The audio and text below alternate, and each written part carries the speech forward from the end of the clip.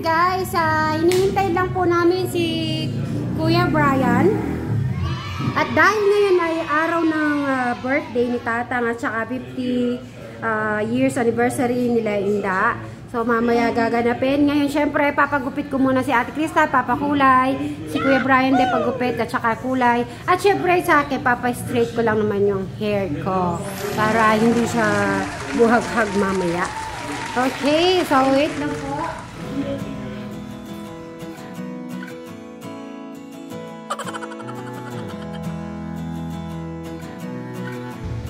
Ayan si Kanji Met. Nung unang mga bata pa kami, elementary. At tinaayos mo ko yung may, naalala ko yung Flores de Mayo, dapat si Kanji, tapos ako yung na-replace. Yes, Natatandaan ko yun eh. Bumati ka muna, Kanji Met. Good morning po mga katetra. So nandito po sa house ni Sweet Mary, magpapaayos po sila ng buhok para pag-attend po nung ni Tatang birthday tsaka golden wedding anniversary nila. Malay mo mga may nanood na gusto magpa... Okay, sana po nasa magandang kalagayan po kayo lahat. Mabuhay po tayo. Salamat po. Ayan. Dapat magiging pogi at saka maging maganda. Yes naman. Ano? Tita? Tita Crystal, magiging tita natin yan. Hindi na ate, tita na. Ay, hindi lalagay sa buko. So, parang pulot na rin. Ano lang, lang nakaganyan, parang pulot. Pero walang lalagay na gamot. Kanta ka, Ate Crystal Labong. Inaayos. Ayun po, mga ka-Sweet Berries, katekram ngayon. Siyempre, si Ate Crystal na ang kasunod. Ate Crystal, kinakabahan ka ba? Hindi. Wow. Kayang-kayang mo mamaya. Yung sayaw natin, kayang-kaya mo mamaya. Bakit? Anong sasabihin mo sa kay Kuya? Sabihin mo, pagandahan mo ako Sabihin mo, Maganda na rin siya.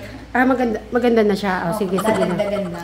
Nako, ikaw na, Kajimet, ikaw nang bahala kay Ate Crystal, ha? Yes naman, isang maganda. Ayan naman pala. Kailangan maganda.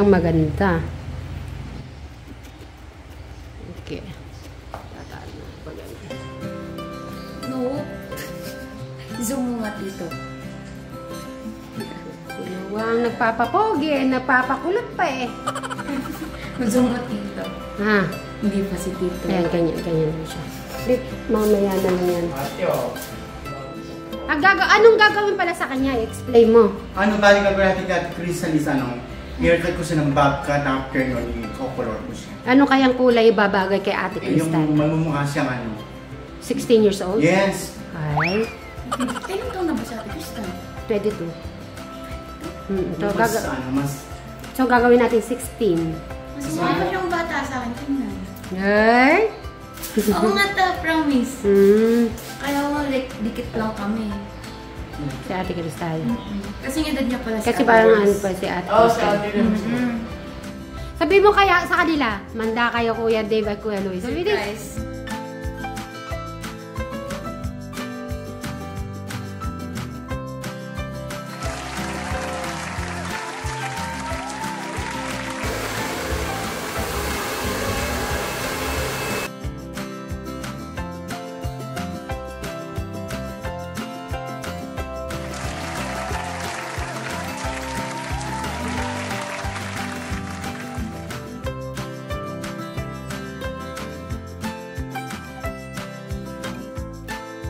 may ba kasama si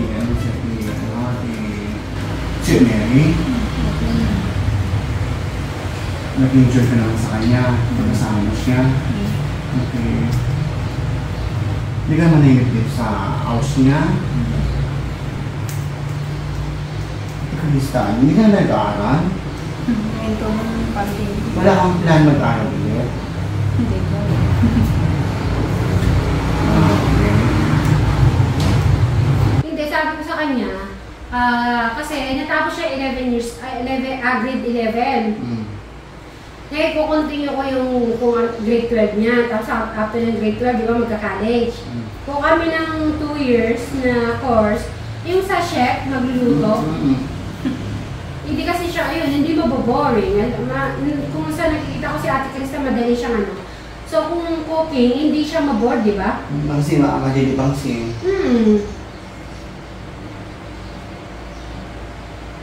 Yung ang tanong, syempre, gusto ko din na, kung gusto ni Ate Krista talaga yun. Eh, magkukulay na si Ate Crystal. Anong kulay yan? Ah, ganun talaga. Mainit talaga yung pag nagkulay, no? So, si Ate Crystal...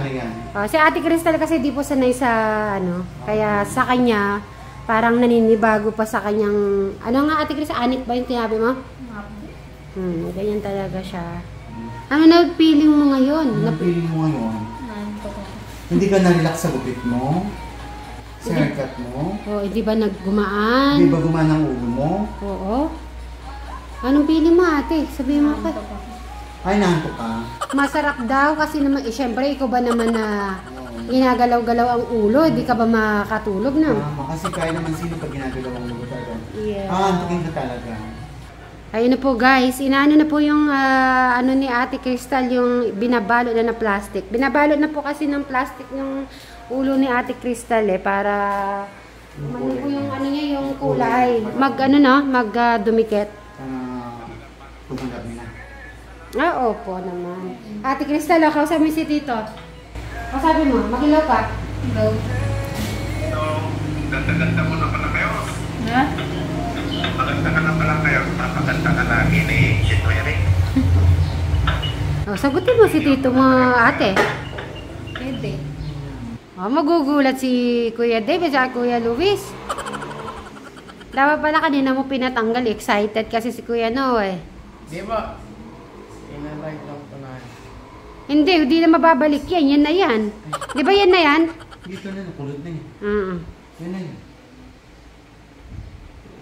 First time po kasi ni Ate Crystal na magkulay ng buhok. Kaya naninibago. Dark brown ba siya? Dark brown. Kasing kulay ng damit mong suot. Ayaw mo nun? Nako, ano kaya ang itsura ni Ate Crystal mamaya pag sinuot pa yung damit niya? Huwag ka na pala magtatakong kasi sasayaw para hindi ka na nahihirapan. Kasi last time po ng birthday ni Mika, nakatakong. Sumakit yung ano niya po, paa. Kaya sabi ko ngayon, wag na po siyang magtakong. Parang repolyo sa balot na po. Repolyo. Para daw po siyang repolyo sa kanyang buhok. Sana, shampoo mo muna tapos. After shampoo, conditioner. Okay. Okay po. Okay. Ayan, nakaligo na si ate.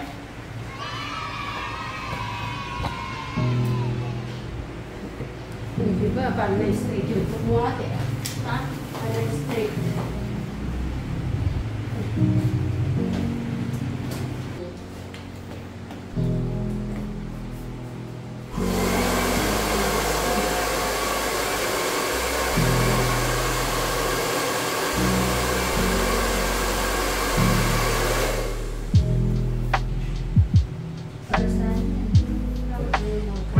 Ikaan po.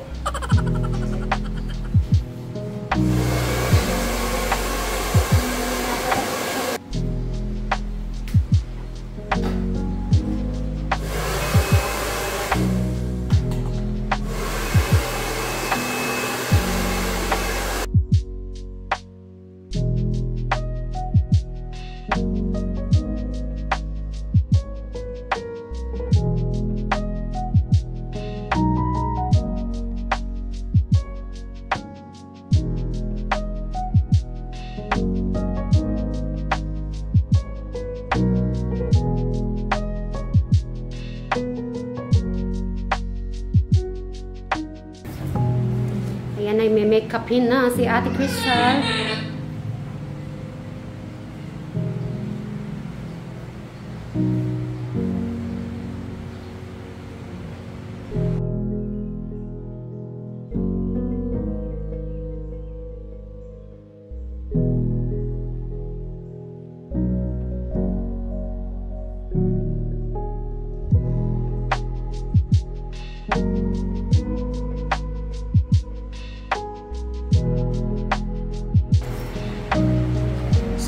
si Ate Crystal, yung final retouch na po. Makeup na siya. So, binusin natin ang kanyang susuotin na damit.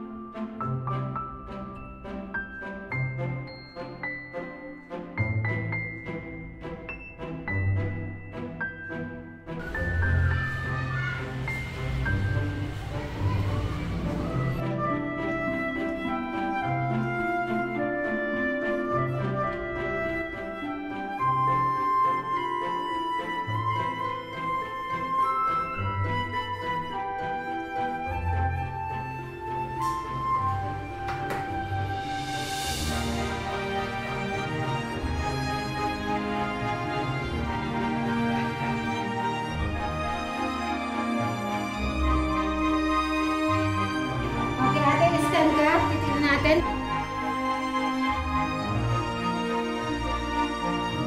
Wow. O, ikot ka nga ate. Ang damit mo. Okay, sanda. Dito pa, isa pa. Doon ka mag-ikot.